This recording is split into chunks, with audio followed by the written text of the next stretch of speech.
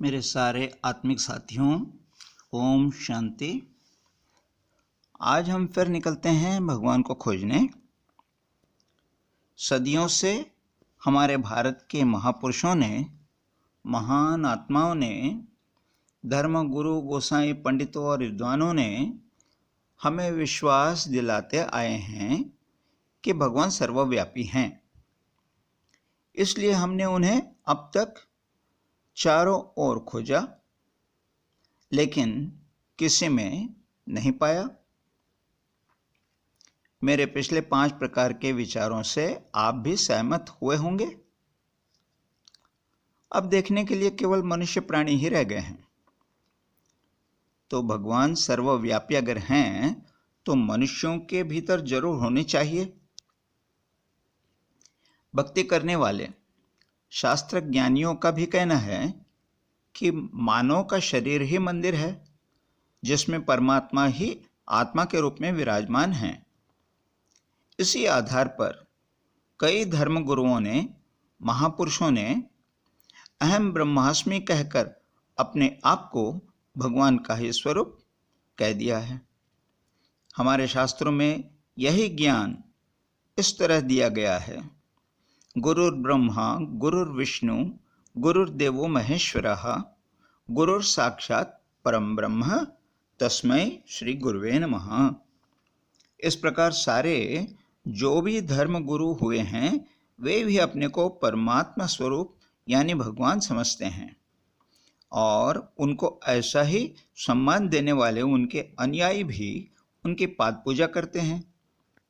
ठीक है, हम सब भी ऐसा ही मान लेते हैं और इस पर विचार करके देखते हैं कि सचमुच में भगवान को हम भी पहचान लें। अब आप लोग भी सोचकर बताइए, मनुष्य की आत्मा ही यदि भगवान है तो हम सभी एक एक भगवान ही हैं। तो पहली बात, जब हमारे जीवन में कभी कोई समस्या आती है तो तुरंत हम ऊपर आसमान की ओर देखते हैं और हाथ फैलाकर हे प्रभु, हे ईश्वर, हमारी मदद कीजिए, दया कीजिए, कृपा कर हमारी रक्षा कीजिए, ऐसे दीन होकर, भयभीत होकर प्रार्थना करने लग पड़ते हैं। जब हम स्वयं भगवान हैं तो किसी बाहर वाले ईश्वर को क्यों पुकारते हैं?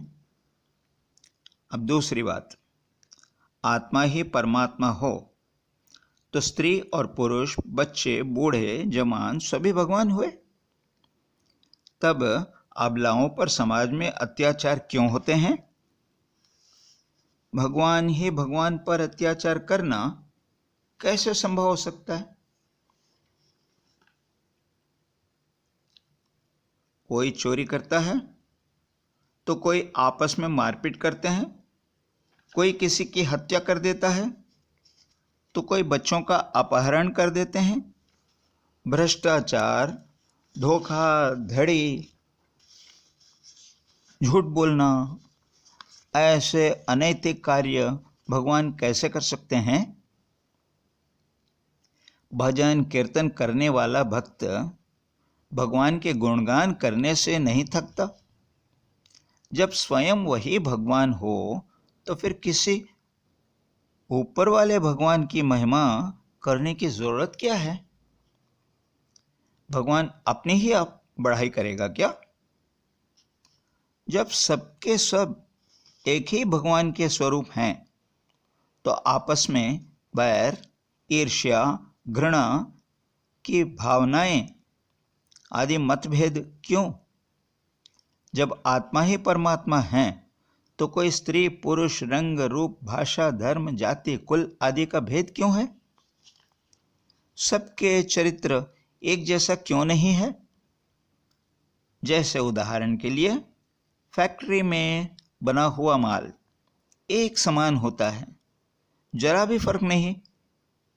फिर दुनिया में एक मनुष्य दूसरे से बिल्कुल अलग होता है, इतनी असमानता कैसे? इन सभी बातों से आपको क्या लगता है? क्या भगवान के अभी भी सर्वव्यापी मान सकते हो? इससे भी स्पष्ट होता है कि ईश्वर सर्वत्र सर्वव्यापी नहीं हो सकते। कहने का अर्थ है कि आत्मा सो परमात्मा सरासर गलत है। दोनों एक दूसरे से अलग हैं। आत्मा और परमात्मा एक नहीं हो सकते। परमात्मा रचयिता पिता और आत्मा पुत्र का नाता हो सकता है। अच्छा, आगे फिर से इस पर विचार करेंगे। तब तक आप भी सोचना और मुझे अकेला नहीं छोड़ना, मेरा साथ सदा देना। ओम शांति। धन्यवाद।